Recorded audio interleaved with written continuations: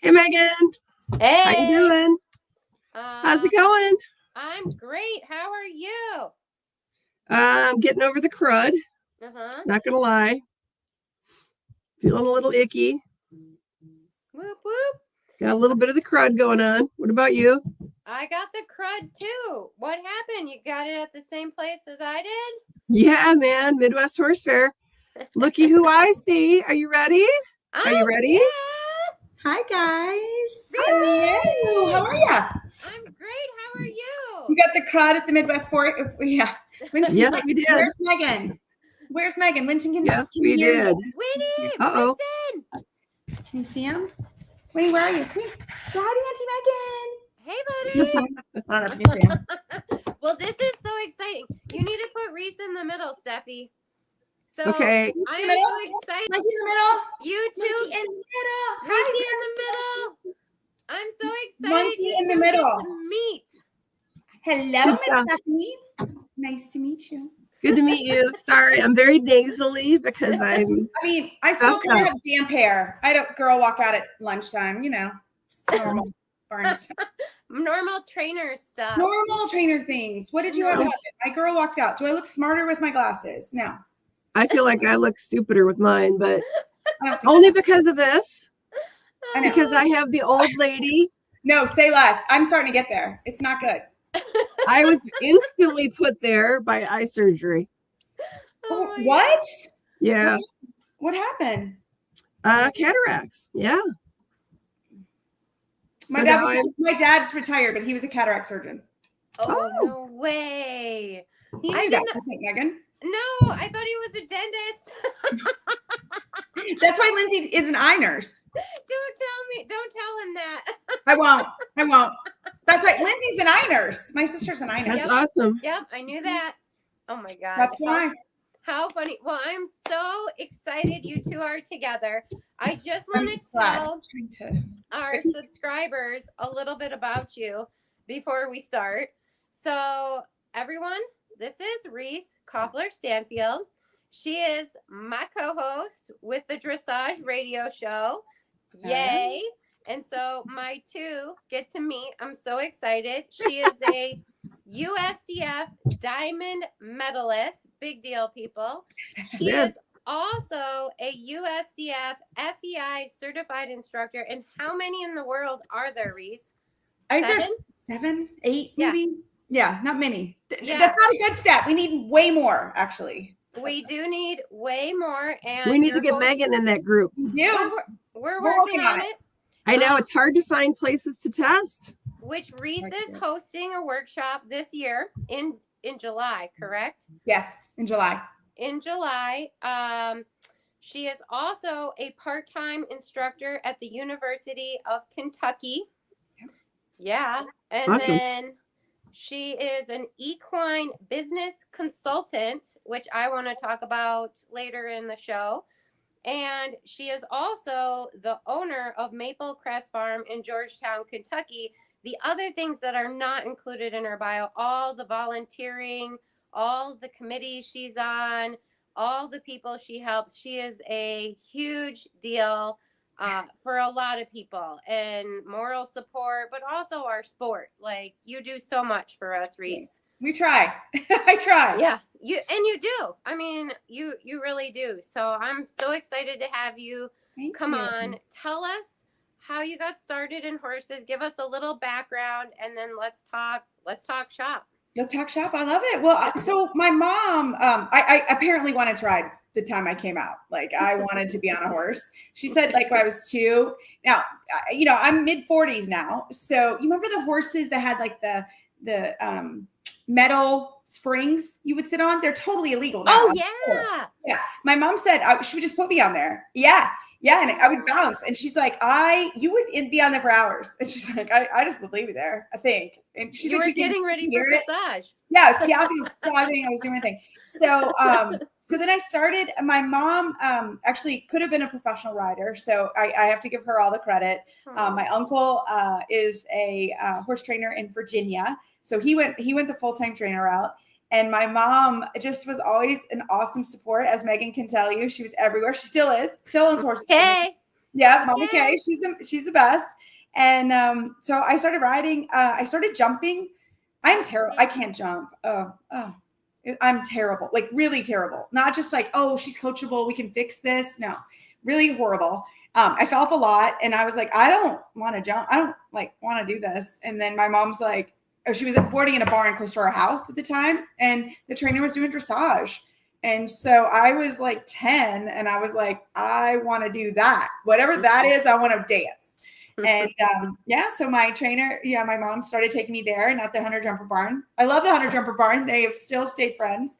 But I started riding dressage when I was 10. So that was kind of the long and the short of it. And then Megan, you and I met. Young riders. Yeah, we were probably 16. Maybe younger. I think I was 14 when we went to Schumacher clinics. So we started doing clinics, and the rest is history, as they say, for sure. And you have your own farm. Yeah. Yeah. I do. Tell us about it. You built it, you designed it. I did. I designed it. So we had a family farm till I was married. And then my mom's like, my dad wanted to retire the farm. He was done with farm life. And my mom would have still be there. But my dad's like, yeah, I'm done with this farm life. I want a condo. And so my husband, I kind of looked at him, and we had a house in the suburbs. And I was like, do you want to do this farm thing? And he was like, okay.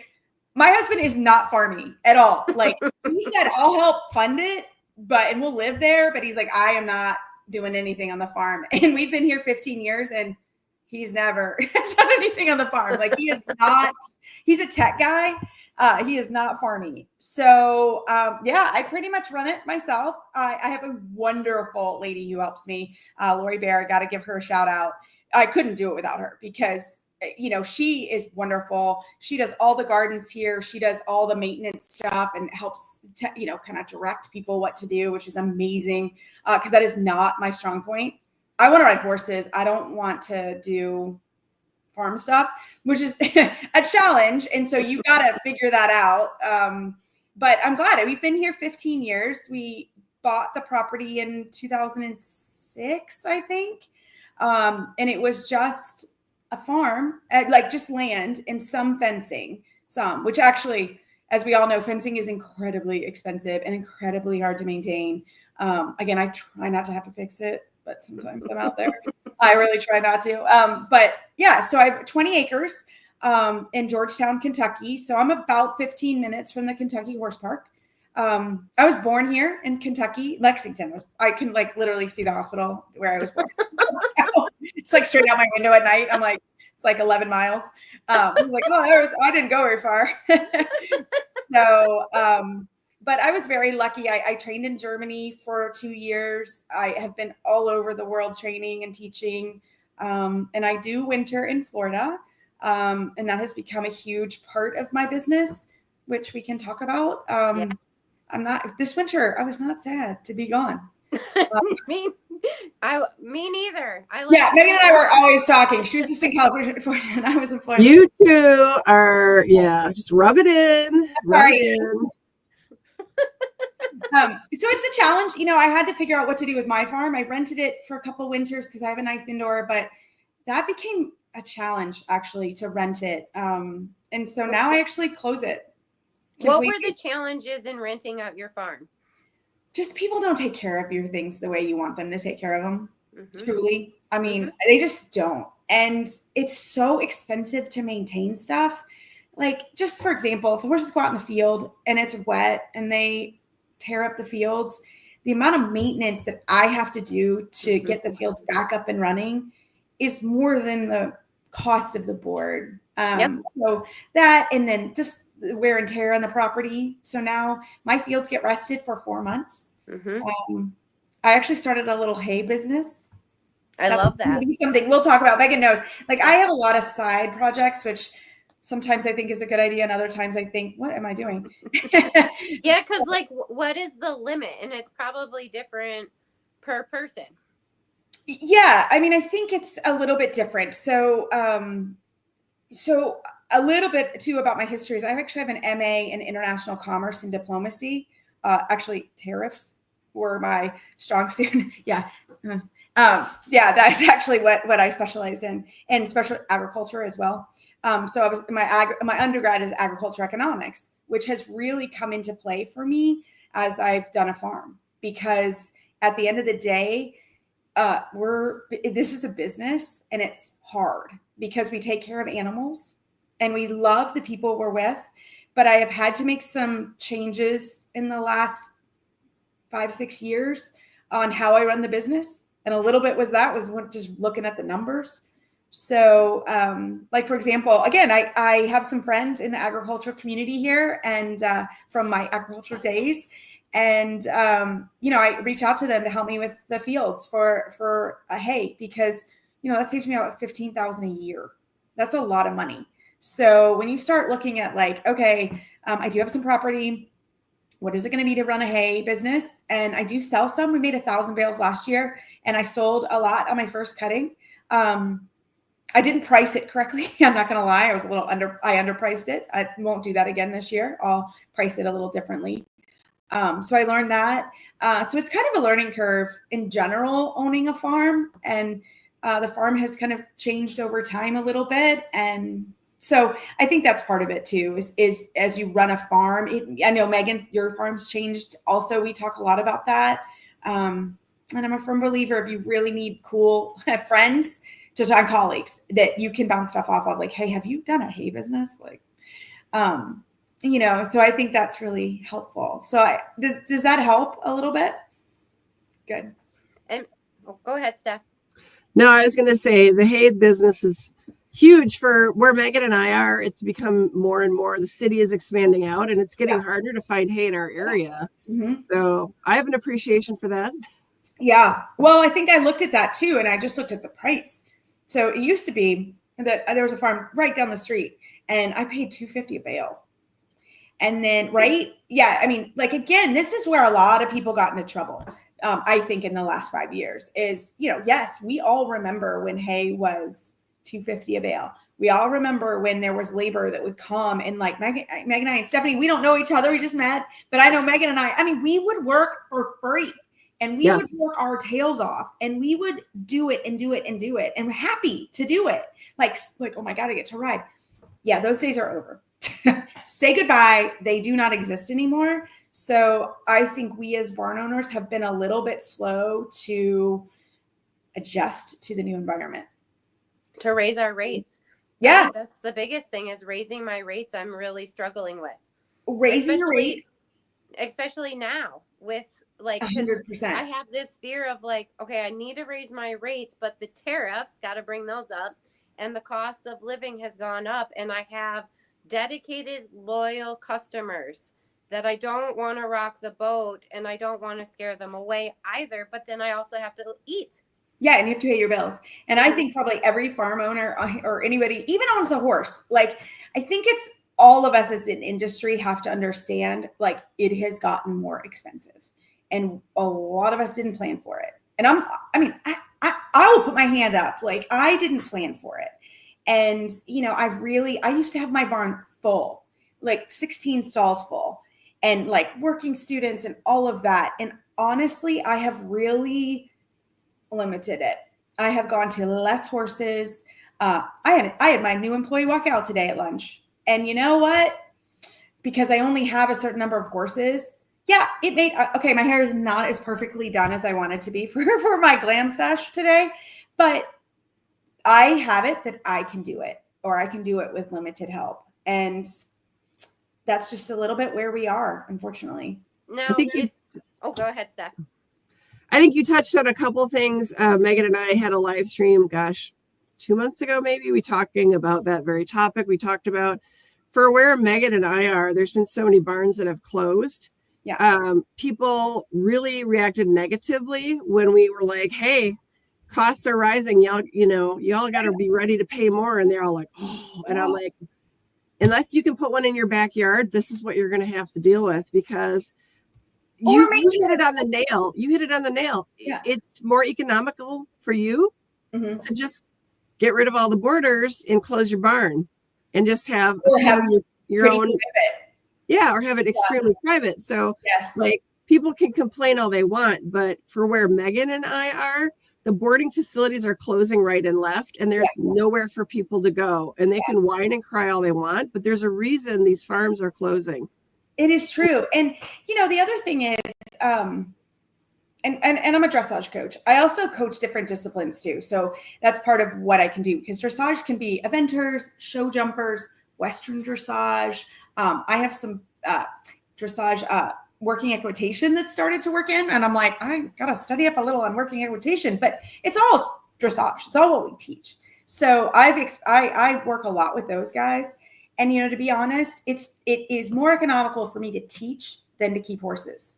And, you know, I mean, when I start paying labor, it is cheaper for me to do it myself or pay just for somebody to come in part-time and figure it out and send some horses home than it is for me to pay these girls or anybody. So when they come in, it's a little bit like, it's tough. And that's a little bit what happened today. The young woman, she wanted a lot of money. And if I'm going to pay a lot of money for labor, you're going to have to be worth it. If not, I'll do it myself, or, you know, I'll figure it out or turn the horses out or whatever. I'll change some management so that I don't have as many stalls and I don't have as many things. Horses can live outside. They are fine. And so, you know, I think in general, the whole industry has to really take a quick look at itself. And also, this is probably not gonna make me popular, but it's fine. Some clients are very difficult to deal with. And you know what? I don't have to. I don't really have to. Again, I make money teaching lessons. I do not make money answering texts about your horse's blanket at 10:30 at night, because I'm old enough now. You're not going to get it. Well, I'm just not going to respond. And then if I do respond, it's not going to be pretty. I'm just going to say, you know what? I treat your horses like my horses. This is what my horses are wearing. And people know that. Like, mine are pretty well trained. And if they can't be trained, they're asked to go somewhere else. Mm-hmm. I think that's a great point, because I was going to ask you before you even brought it up, is like, do we really make money on the horses that we have in training because of the overhead? And we're not asking enough. But then also all the things that we do, staying up at night, worrying about someone's horse, getting the text message at, 10:30, 1 a.m., 2 a.m. I don't get them anymore, but like some of those, it's just like, no more do I want to deal with it. But it's just not, the peace of mind isn't there. And I think that's a really important thing, because if we don't have trainers or farm owners, where are you going to keep your horses? Where are we going to go? That's right. Yeah. Where are you going to go? And yeah, that's exactly right. I mean, it is cheaper for me to keep my own horses here by myself and do my own stuff, and then have my facility for haul-in lessons, because that's where I make my money. I make my money. And also, I have new sources too. We have virtuals. So I have clients all over the place, which is awesome. So I have virtuals.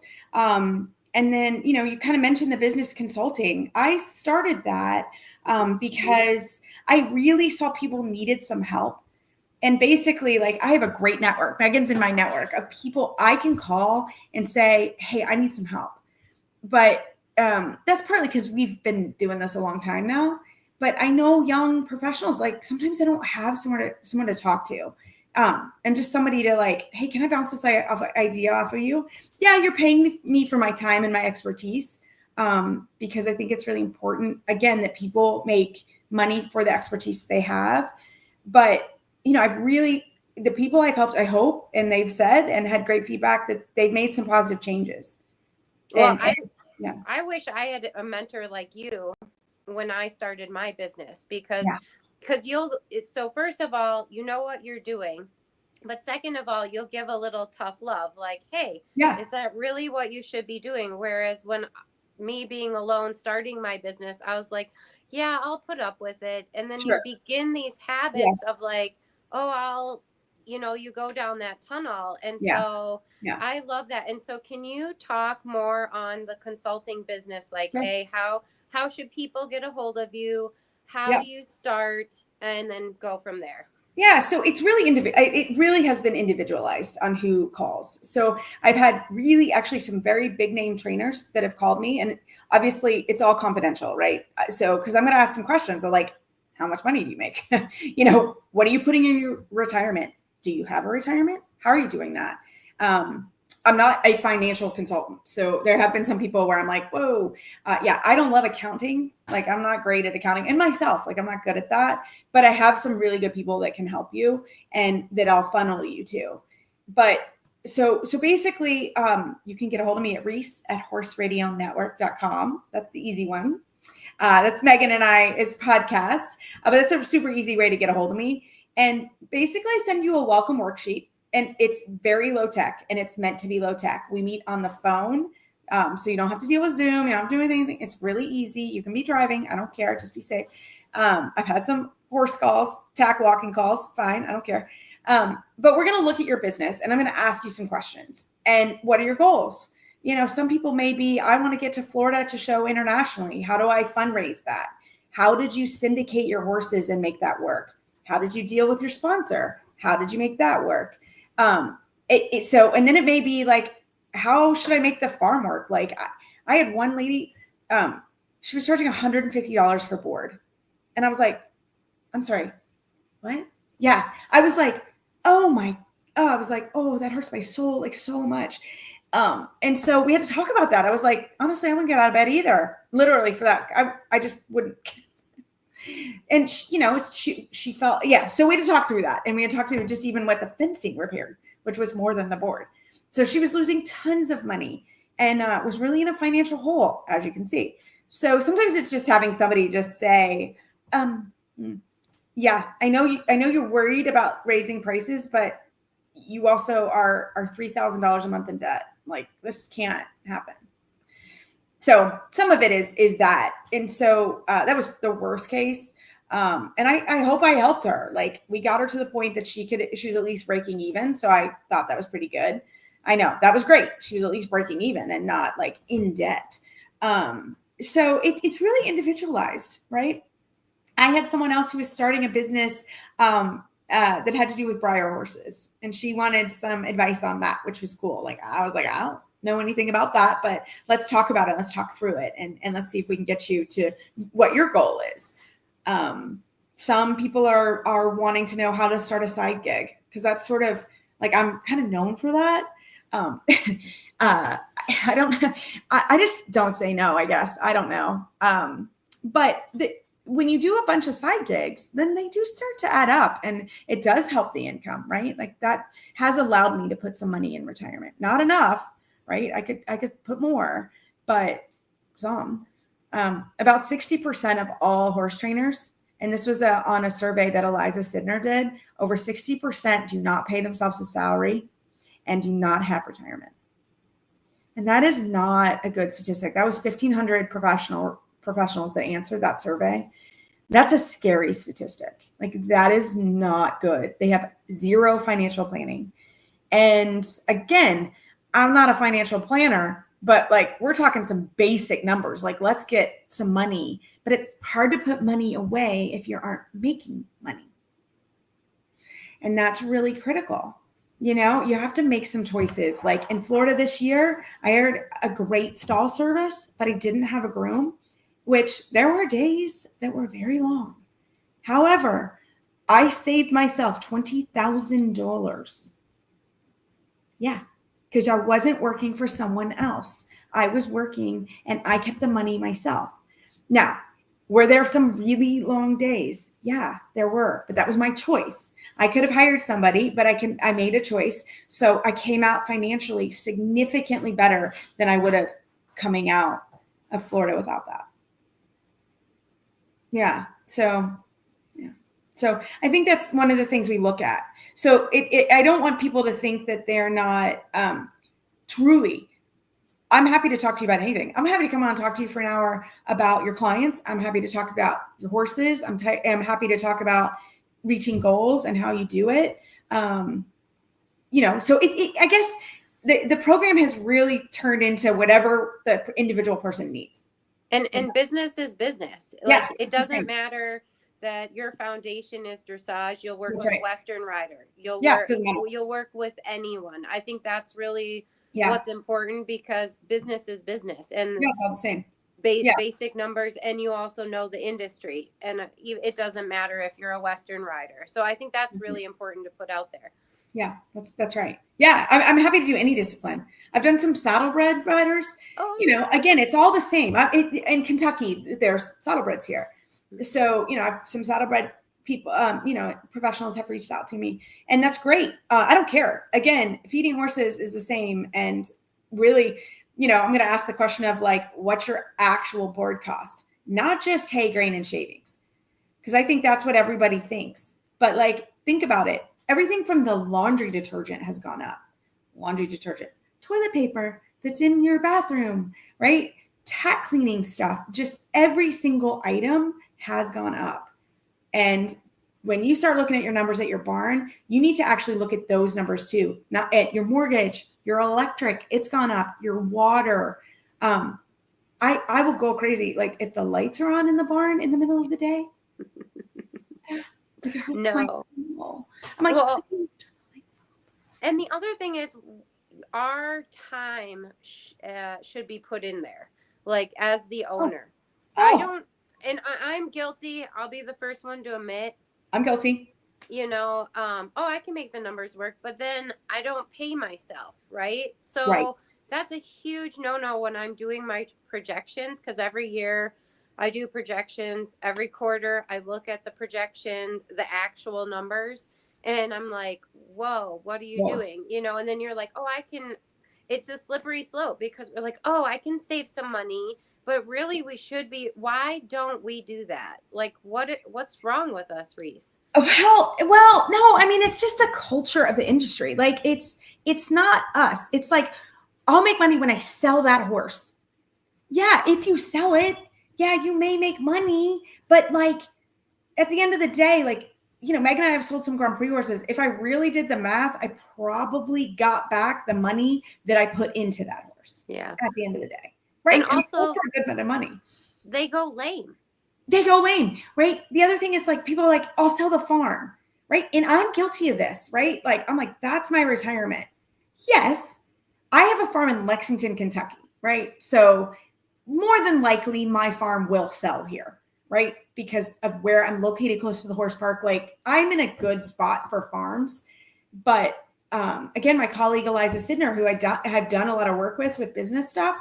We spoke at the USDF convention. We spoke at the Graduate Young Rider convention. And one of the things that people really think about, they're like, I put all my money into the farm.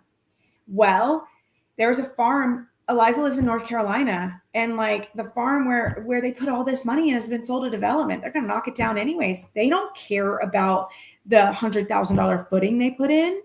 So maybe you got to look at that. Maybe you got to look and see if that's what you want to do, because that's no longer a horse area, and they overdevelop the farm. So they're not going to get their money back.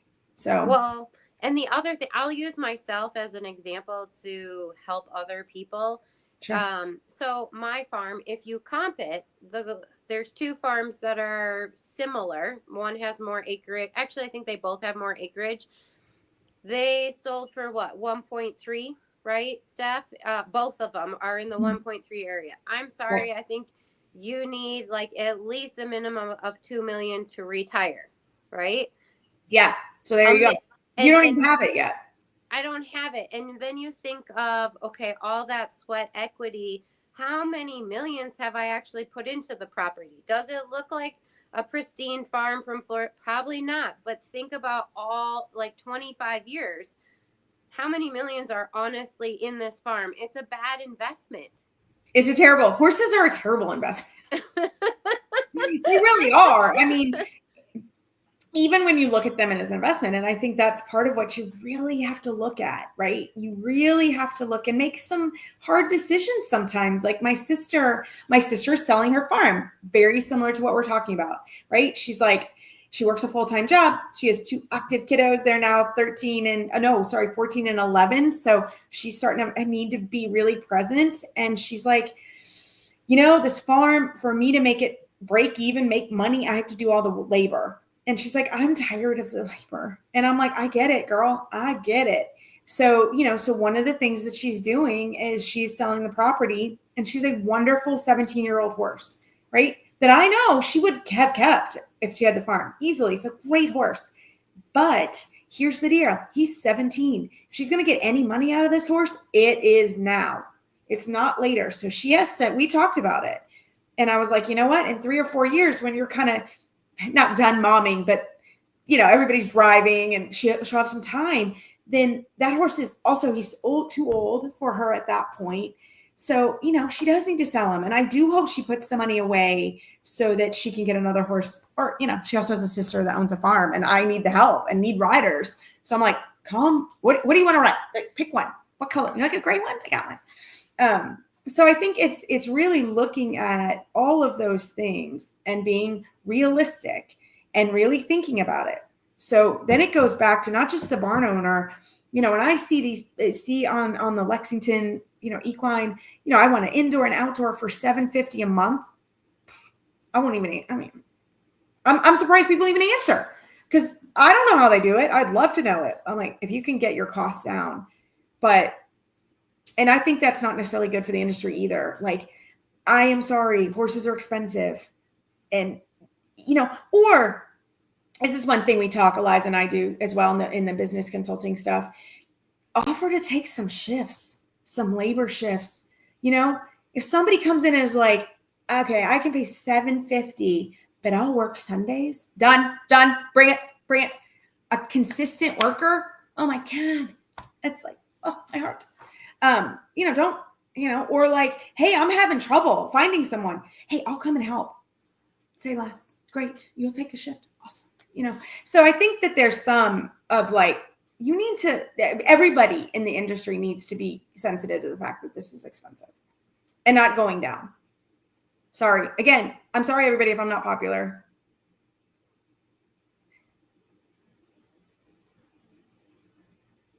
I think you're right on the money. Yeah. No, I think you're right on the money. I'm listening to you and I'm just saying in my head, I'm thinking back to that live we had a couple months ago and the feedback I got personally on it, everybody was so mad.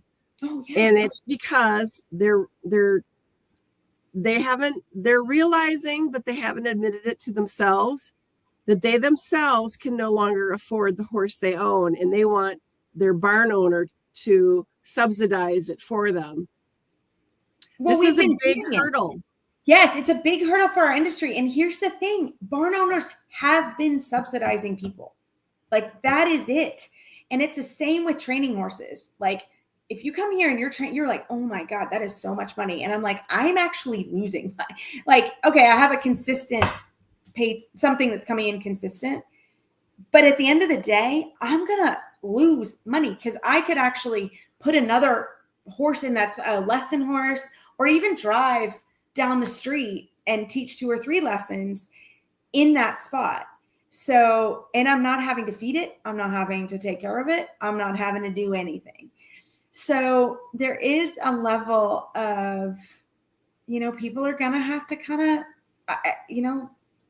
sorry, barn owners shouldn't subsidize anymore. And I think that is what barn owners need to stop doing.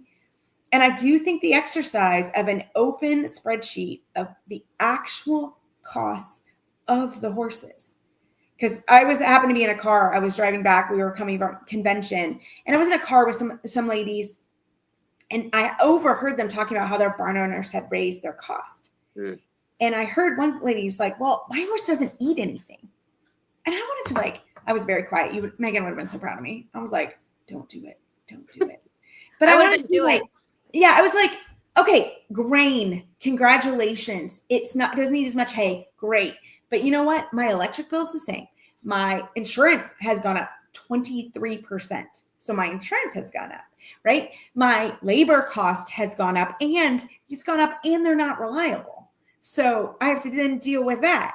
So, it was just really interesting to hear this lady talk because I was like, I can't even okay, your horse doesn't eat a lot of grain, but who cares? Like, okay, I'll give you $20 back, but the cost is the same. If your horse eats a handful or they eat 2 bags a month, whatever. Really, at the end of the day, that costs a little bit different, but that's not the cost. It's not the grain and shavings and hay. It's all the other stuff. And by the way, your horse kicked the fence or it ate a board. Okay, well, that's gone up, so that's what we all have to be we really as an industry have to own up to it. And barn owners should not have to, because I get it. At some point you're like, I'm closing because I don't want to deal with this. I don't want to deal with the hassle, and I just don't want to do it. And I get it. I think for me, it's just been like the attitude of our culture on a whole and the treatment. Cause like, I have to say, I'll be that barn owner that'll subsidize people for a little bit of appreciation. I'm totally guilty, and I'm changing. Me too. I'm changing that because I think I've been treated so poorly. And if I compare myself to the vet, right? The vet charges for every phone call, every text message, right? And I'm getting these horrible texts at night, and I'm like, where's my private time? Like I'm getting messages on Easter. It's one thing if I'm messaging people, sure, right? That's on me. Yeah. But I got this message, from a client. Yes, I got messages from you, but I could have said stop it. But I was just like, this is, but it's on me. Like Right. It's also our culture, right? But then it's also like, hey, we need to be educated and cognizant of what we're truly getting. And obviously our clients only know it's one horse, right? It's only my horse, but I have a full barn. Yeah. You have 20. Yes, so you're getting all of them. It's not just you. Yes, And then, that's right. Then I have the stall cleaners. Then I have the barn manager. Then I have 150 students that are coming for lessons, and then the instructors. So it's like just being kind, and I think for me, that is what's changed is the lack of respect for my time. And now I'm like, wait a minute, I have to change. Like, also I can't afford it. And I think that was eye-opening in Eliza's survey, and what you and Eliza are going around educating people is there's a lot of love for horses. Yes. Right. And we want to do this. We want to bring it to the next generation. Yeah. Yeah. But we need help affording that. And we're a community. Yes, that's right. That's right.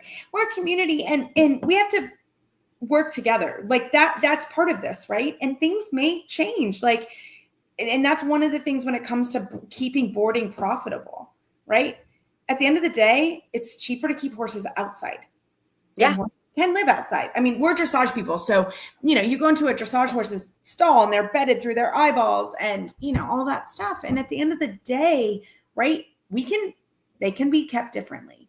Yeah, they can. And they can be. And that's kind of part of this is like, things may change, or you better be ready to pay. It's fine if you want it that way, but this is what it's going to cost. You want one groom per 3 horses? No problem. You can do that, but it's going to cost you a lot of money. And, that's fine. Then you have to do that. So I got an interesting question. You've mentioned you've been talking a lot with Eliza, and obviously Megan and I have talked about how Eliza made a lot of good waves recently, bringing up everything we're talking about. So it's been a few months since this is all kind of, come to light as it should have. Do you see change yet? Well, so just so everybody knows, maybe everybody knows Eliza Sidner, but her name's Eliza Sidner-Rahm, and she is very similar to Megan and I. She could easily be with, we're all very good colleagues and friends, and she has very similar training to Megan and I. She's also certified. She runs a big barn, ran in North Carolina, and she basically, instead of putting on Facebook, like, wow, she has 2 children, very similar to my sister. She was very active and wanted to be active mom. And she just looked at her numbers and she's like, instead of just saying, see you later, horse industry, she basically put online on Facebook, listen, we have a problem and this is why I'm giving it up, because it is not, I don't spend time with my children. I don't spend time with my husband. Everything we're talking about. So she just basically like put it out there online. And then she was really smart and did a survey and, kind of said like, hey, everybody, like, this is what's happening. then she and I kind of grouped together. I was starting the business consulting at that time. So I think it depends on who you talk to. I think some people are trying to change and are having to make changes. I will not forget this fall. I actually got a notice that one barn was upping their charge $500 a month. And my kids at school were like, oh my God, how can they do that? I'm like, I'm going to tell you why they're doing that. Because if they don't do that, they are going to close. Nobody's doing that because you're like, wow, I'm going to make so much more money. They're just so in the hole that they have to climb out. So, I mean, again, you're seeing these barns. Sometimes they're going quietly. And then other times they're like, you want to stay open? That's great, but you're going to have to pay and help us stay open. And barns are allowed to make profit. Sorry, it's not a charity. Like, why can't a barn make profit? They should be able. If you're a full-time boarding operation, you need to be making a salary because you have to buy stuff for yourself. It's a business. There should be no reason why any business should be apologizing for the need to make a profit. The IRS requires us to make a profit. Yeah. Barns, like, in order to stay as a business. Yes. Or retirement. Retirement. Yeah. I was blown away by the numbers. Yes, blown away. That is not sustainable. And everybody's doing great. Right. I was blown away that we don't, 60% of us don't have enough retirement. Any retirement. Any. Right. And then I think the next number was like maybe 15% had some in an IRA. That's not, what are you going to do? That's literally what barn owners should be thinking about. Like, oh, wait, we have to change because, and what if God forbid, what if you get hurt? Like, that is not even discussed here. Like, do you have health insurance? Do you have long-term care insurance? Yeah, it's actually not good at all. And I hate to be the doom and gloom. And I do think we can make changes because we do talk in our talk we give. We'll go through all the doom and gloom, but then we go back and say, how can you change it? Especially to the younger generation, right? Like, we were sort of brought up in this generation, but how can we change it? And I think that's really important to remember. Like, we are in a position where we can change this. And I think we are. Yeah, I totally think we are. We are the people who are going to change it for the next generation. And I don't think they're lazy. I think we had this discussion with Eliza, I think they are sometimes almost healthy, right? Like, yes. If a horse is injured, you're going to be there, but they actually do other things. And I think that's healthy. Yes. I've been learning a lot. The hard thing though is to remember, like, I'm all for balance. Like, I'm like a little skewed because my husband's owns a tech company. He's a CEO of a tech company, and they work crazy hours too. To the point where I'm like, okay, yeah, we need to actually like stop working and maybe talk about like, hi, how you doing? Like, maybe have dinner. So we work a lot of hours and we don't mind. We don't mind working hours. Like, a lot of people work a lot of hours. As you're successful, you're working a lot of hours, but at the end of the day, you're going to make money, So I think it's one of those things where we have to be careful to remember that, like, this is a business. We need to make money and help the next generation. And the next generation, yes, I agree. They look at balance, and that's kind of going to labor. Eliza and I also talk about employment, and that is a big thing for people, right? Is the balance of working and having a life. The challenge is horses are 7 days a week, 365 days a year. So, at the end of the day, we need people we still have to have people feed the horses twice a day or maybe 3 times a day. It still has to be done. So, that's where labor comes in and can be a challenge for sure. I find labor the most challenging. It's brutal. Yeah. It's brutal. You know, because when you are making a profit, a lot of times they're getting all the profit, right? Like the more, sometimes having more horses is not helpful because it's more expensive. And I think people miss that, because at first I thought, oh, I'll get to this certain number, I'll have so many on the show team, I'll be successful. And actually that was my least happiest moment in my life, when I was taking 9 people to a horse show, you know, and I was like, this is not success for me. Or fun, or at all. Like, I was the same. You know, I had so many people, and you and I can work hard. Like, I don't mind putting my head down and working hard, but there is a point, and that is what we kind of try to do in the consulting side of my company is, hey, let's look at, where is that number? Where's your sweet spot? Like, I can't have more than 6 horses in my barn. That's the sweet spot, because that's where you turn to needing more people. And people are hard to find, and they're hard to maintain, and they're hard to keep, and they're hard to all the things. So that's part of it too, is doing that. So, yeah. So it is finding that sweet spot of how many horses versus not. And more is not better. No. Sometimes. More is not. Well, I ended up having 5 instructors, 15 lesson horses, and actually it was great. I found a way to actually make some money. However, it didn't last long because you have to rely on people. And so within 1 month, I fired 2 of the instructors, and 2 of the instructors left on good terms, like within 1 month. Yeah. So then I still have 150 people who are demanding, not asking, demanding lessons. And then I have no one, but I have all the expenses. And you have the horses. You can't get rid of, you know. And there's only one me, which I did try to teach all the lessons for a little while, but then I was able to sell, luckily, 4 horses in 1 month.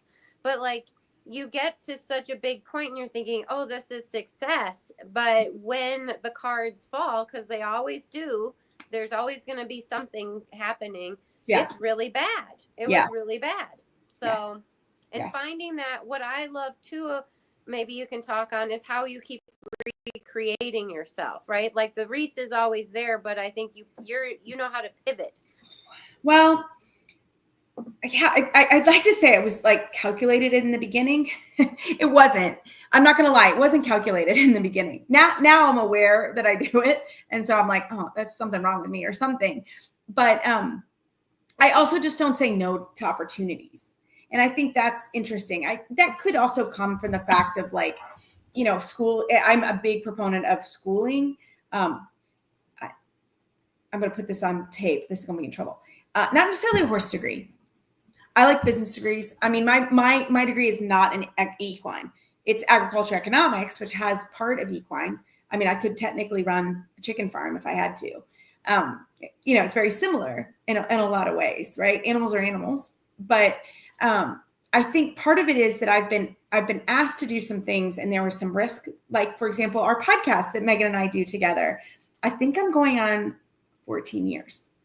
I think so, of doing that. And so 14 years ago, podcasts, people were like, where do I turn on the radio? Like, they didn't, you know, I never thought we'd have the #1 podcast in the world for dressage. Never would have thought that, right? Which is crazy. But I said yes. Our boss, Glenn, asked me, will you do this? And I was like, okay. I don't know anything about podcasting. That was really before, you know, we all would, you know, let me just look it up, Google it. But I said yes. And I was like, okay, well, let's see what kind of adventures that we're going to go on this. And I have gone on some amazing adventures from the podcast. Similar, I was in a board meeting at University of Kentucky, and the program was wanting some sport horse influence. And I mean, literally my boss turned around and they were like, hey, Reese, what do you do on Monday nights? I was like, oh, what? College professor? Oh my God. Like, I would have never have thought, like, I'm going, I think 13, 14 years of being a college professor, which is crazy. I've taken now two groups overseas and done that because I have the German, you know, I live there. I understand a little bit about Germany. but that leads to 2 students today that were in my ring having lessons. They were both students of mine at UK, which is crazy. One's a little bit older. We just bought her a horse. She's married, has 3 kids. That one's a barn. And then one's younger, and she took my class last year or the year before and has stayed in touch with me. So, kind of one thing leads into another. So I tell people, like, I think a lot of people are scared to jump or leap.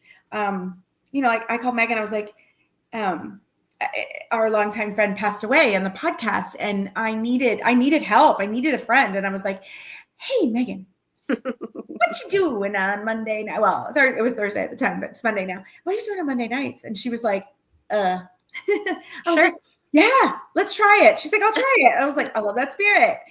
We don't make a ton of money, but we make a little bit. And, and it leads to other things, which is cool. And so one thing sort of leads to another thing. So I always tell people, like, say yes, do it. I have somebody that's interested in starting a coffee business. I was like, do it. Come on, let's try it. I was like, I don't know anything about coffee business, but I'll look it up. Yeah, like do it. Let's see. Jump. Who knows? That may be the retirement plan of like starting another little, they want a coffee stand at their rodeo. And I was like, oh, that's perfect. That sounds great. I think I would go there, so. But I think it's also what you put in, Reese. I mean, you give back to our community. I mean, people don't even understand how much you give back, right? And I really think it's what you put in, and you really make your own opportunities, right? I know they come to you, but it's because you're so giving, right? Well, and you were very sweet. That comes also from my mom. My mom was USDF Volunteer of the Year. She's amazing. And she did tons of work volunteering when we were younger. So it showed us how important volunteerism is. And that's the other thing. It's huge for this sport. Like if we don't have volunteers, we don't have horse shows, and horse shows are going to get even more expensive than they already are. They're really expensive. I'm really lucky now. Like I'm on the high performance rules working group, which is pretty fun because that's the group we get to look at all the rules that come down for the country. And that's pretty cool. Like, I feel like, oh, wow, like this is some policy that I get to help create and be a part of. And that came because I started on committees for USDF. I've done safety. I've done rules and technical delegates. And I show up. If anything, I'll show up. I'm like, I may not have much to add, but I was on the para committee. So I did the para committee, I think, for a cycle. And I've really enjoyed doing the volunteerism is great. I have so many friends now that we're on these committees together, but we also travel together now and we hang out. And one good friend brought our horses to the barn in Florida and we hung out all winter. Like it was super cool. So I like volunteerism. I like the community I love our community. I love horse sport. And at the end of the day, I love horses. Like I night check my own horses. My husband's always like, what are you doing out there? I was like, I'm just loving on them. I'm literally just like listening to them. I'm petting them. I'm giving cookies. Like they're so spoiled. I don't even care. My Grand Prix horse, he's wicked spoiled. I was like, I don't care. Like I don't care. Love it. So yeah. Steph, any questions? Well, I think this has been awesome, Reese. I think one last question. Sure. What do you recommend for all of us for the future, right? Like just, which I know is a blank question, huge, but just one little nugget to like end our talk with. Well, again, when I put up at my UK class, Eliza and I were kind of working through our talk for our business discussions. And I talked through it. I kind of gave them the doom and gloom. And then I pulled something up and it was to their credit. It was like, what do you see the horse industry looking like? And the first girl that raised her hand, I almost cried. I seriously almost cried. She goes, fruitful. And I was like, cool. And then the other ones were like, they were just great words of how that we can create a very cool environment doing what we're doing. And I think that's important to remember. We get to make our destiny. There has been a change for our industry. But I think a lot what Megan's saying, we need to be kind to each other. We need to work together. I think all this stuff online of hatred and talking about dressage and what terrible people, nobody goes out and wants to ride badly, or I don't know them. I know people that are dedicated to riding their horses well and being a part of their community and loving their horses and trying to do the best by their horses every day.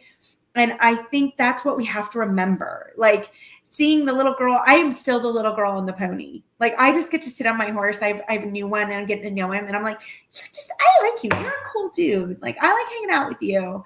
And I think we need to remember that we have a lot of challenges right now. We really need to be kind to each other, to the sport, to people online, and we need to work together, or we have a lot of outside influences that will want to take down this industry. And I love it. And I think we're all here because we love it. And I'm sure if you're listening to this, you love it. And so we have to really work together, be kind, share our knowledge. Like, I'm not kumbayaing it. Like, truly, I want to know how other people are successful. I'll share how I am, but how are you? What do you do in your industry that I can do better? And how to do that. And I really do love sharing that. So it's like what you guys are doing. I think it's so cool. And I think, I've been like cheering, sharing all the things, because you guys are just teaching people. You're going around and you're showing people how to do it. And we didn't have that. And that's so cool. So I really think that there's so much opportunity. We have some doom and gloom, but we have a lot of opportunity to make this sport pretty cool. So that's what I got. Thank you, Reese. You're welcome. Thank you guys, for good all luck. of your time. You're welcome. Yeah. Thanks for your time. It's great to finally meet you, Reese. I love it. We'll meet in person next time. Yeah, absolutely. Yes. We should come. We should come and interview you again. This time I would actually be there. Yeah, come hang out. I love it. I'm all for the Florida visit, but yes. Try to get Megan to Florida. Megan would be coming all the way across the country. I'm fine with that. Yeah. I want her to come to Florida. That's what I'm trying to do. Yeah, there you go. Well, thank you, Reese. I know you're very busy, guys, and you gotta go. And I gotta pick up one of my friends that I volunteer with. She's flying in for the USDF. There's the board meeting, so I was like, I'll come get you, but you gotta wait for me a little bit. So So great. Say hi to Heather for me. I will. Bye, you guys. Soon. You got it. Thank you. Bye, Reese. Thank you so much. That was awesome. She's great. We knew she was going to be great. Reese is wonderful. Love Reese. Yeah, love talking to her, hearing her talk about like the volunteerism, because you and I talk about it a lot, but we don't say it enough maybe on public film here. But yeah, she's great. Very inspirational. We need our volunteers, but also the beauty of Reese is she'll tell you like it is. And we need more people that are honest, but tells you like it is, not in a mean way, just like here's our reality, guys, and then how do we move through it together? Yeah, absolutely. I think she touched on a lot of stuff that you and I are trying to touch on more and more. So I think this industry is in for some change.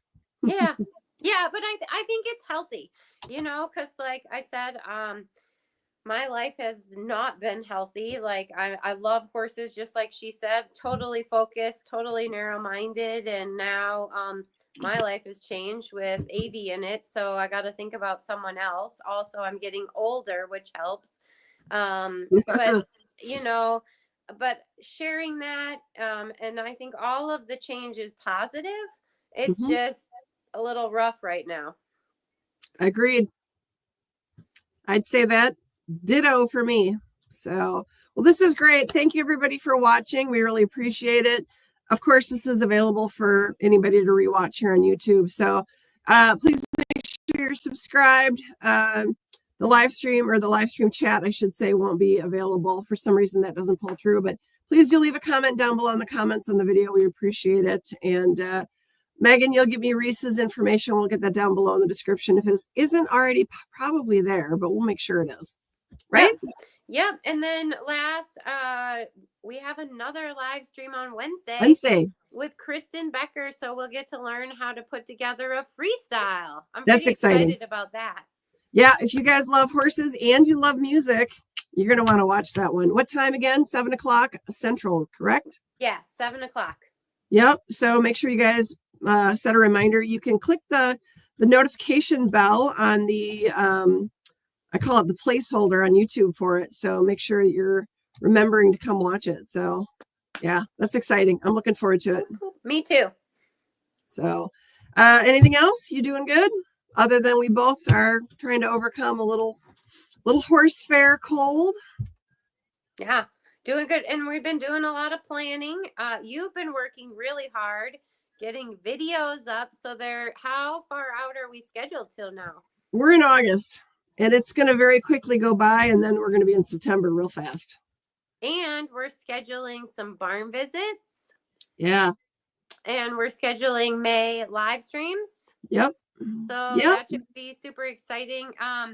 People, if you're out there and you have recommendations, it would be great to get other trainers and professionals. In brands. We've been interviewing. We had a really nice time at Horse Fair interviewing some brands, and we've got some of those interviews up or coming shortly. And then happy birthday, Sue, a little early. Happy but birthday. We're also starting to do product reviews. So that's really exciting.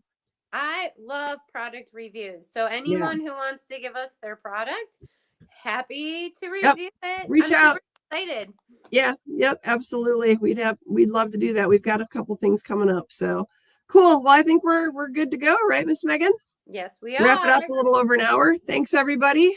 Have a great night, guys. everyone, or a great day if you're seeing this. But yeah, hit that subscribe button, right? That's right. All right. Bye, everybody. Bye.